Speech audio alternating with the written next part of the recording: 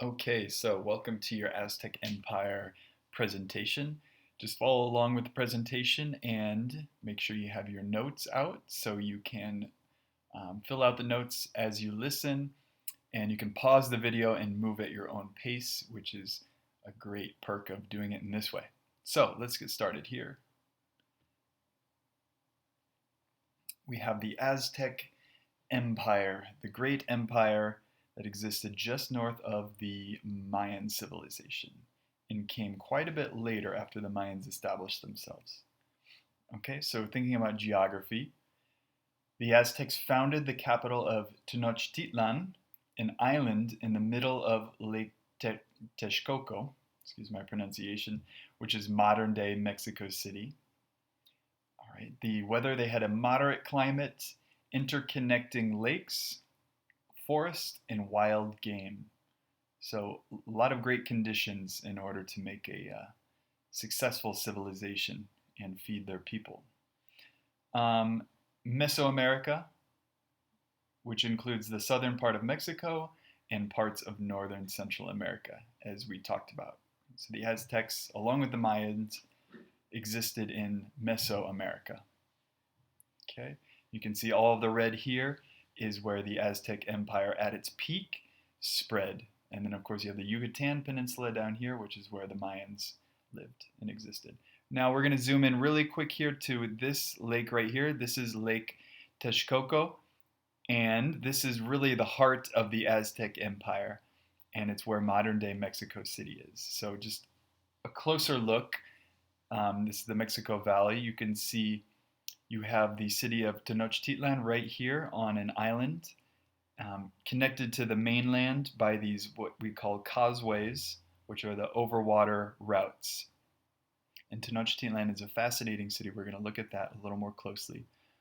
Here you have a dam. So the Aztecs dammed this lake right here to separate the more salty water, or brackish water as they call it here, from the more fresh water, which was came from the attributing little waterways here that emptied out into this lake. So you have all these other surrounding city-states as well that were part of the Aztec Empire, and we'll get to that. Okay, so geography and adaptation. The Aztecs built raised roads across water or wet ground, as we saw in the previous slide, those causeways that led to their city right here. They used floating gardens called chinampas to produce food in swampy conditions, and they created canals for irrigation and transportation of goods and people. So here you can see these chinampas, which they made by interweaving reeds, which rose above the water, and then they could just pack soil on there and they could grow their food. So they really adapted to the environment here. And they, of course, the canals, they could travel in throughout the city with these canals. So instead of roads, it was all about boat travel in canals through their city. Okay, a quick check for understanding. You can pause the video and answer it. How did the Aztec adapt to their swampy condition in Lake Texcoco? And yes, if you chose B, you are correct. They built floating gardens called chinampas. All right, so let's look at Tenochtitlan, some interesting facts about this island city, as you can see here. The city contained 80,000 to 250,000 people, so it's a very dense city, lots of people packed in there. The canals served as roads for trade and travel between villages. So you see the city center here, and then the villages on the outskirts. You can see these canals that people traveled around in order to get from point A to point B. They had open-air markets with 60,000 people visiting them daily. So just like any open-air market you see today, people are selling their goods, their food. The center of social life, of commercial life, were at these markets. And the Aztecs built huge pyramids, some lined with thousands of skulls. You can imagine what that looked like, right? So similar to the pyramids that we saw with the Mayans, the Aztecs had similar pyramids. All right, let's talk about those warriors Aztecs were known for being a very warlike people. Um, you can see here we have Muteczuma, also known as Montezuma, also known as Montezuma. So you have all these different spellings for this famous Aztec king emperor pictured right here with his spear, sword, and feathered garments here. And also in the background you have Montezuma. Okay, so we have the rise to power in the warriors. So the Aztecs called themselves Mexica. So they weren't Aztecs at the time, we just refer back to them as the Aztecs.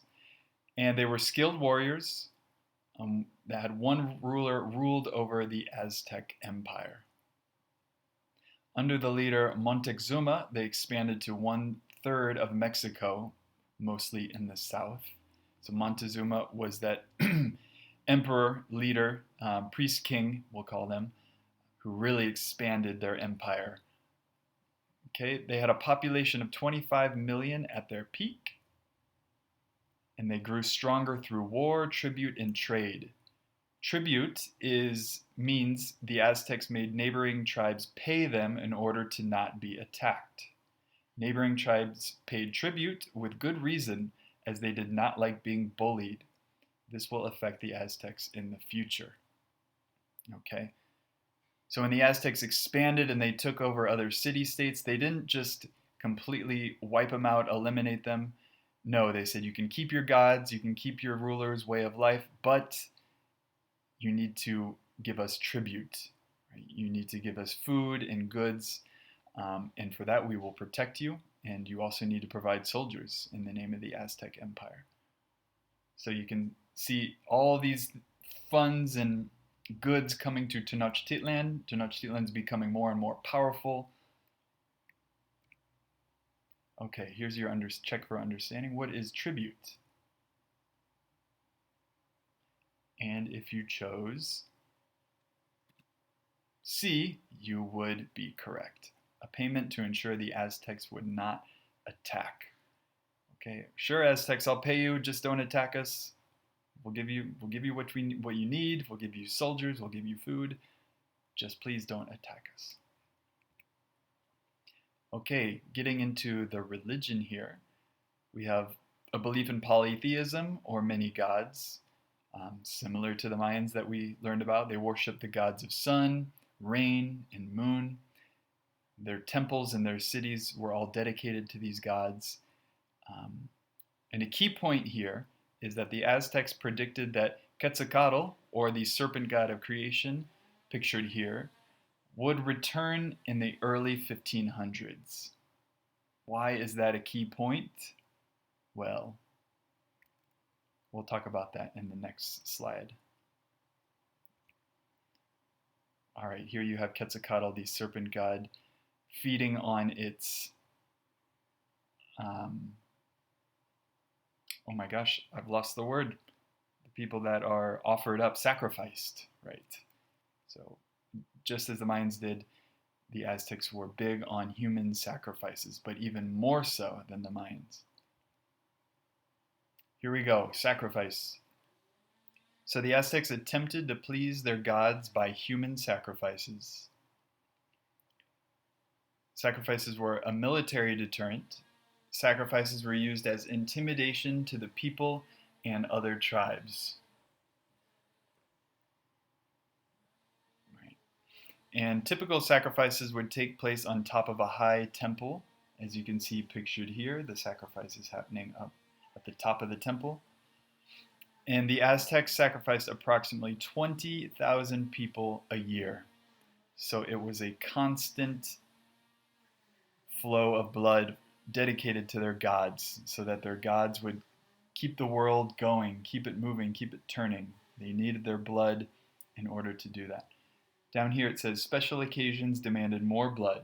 For example, when a new temple to Huitzilopochtli, excuse my pronunciation, this was a city-state, when it was dedicated in 1487, an estimated 80,400 people were sacrificed. So many more sacrifices for special occasions.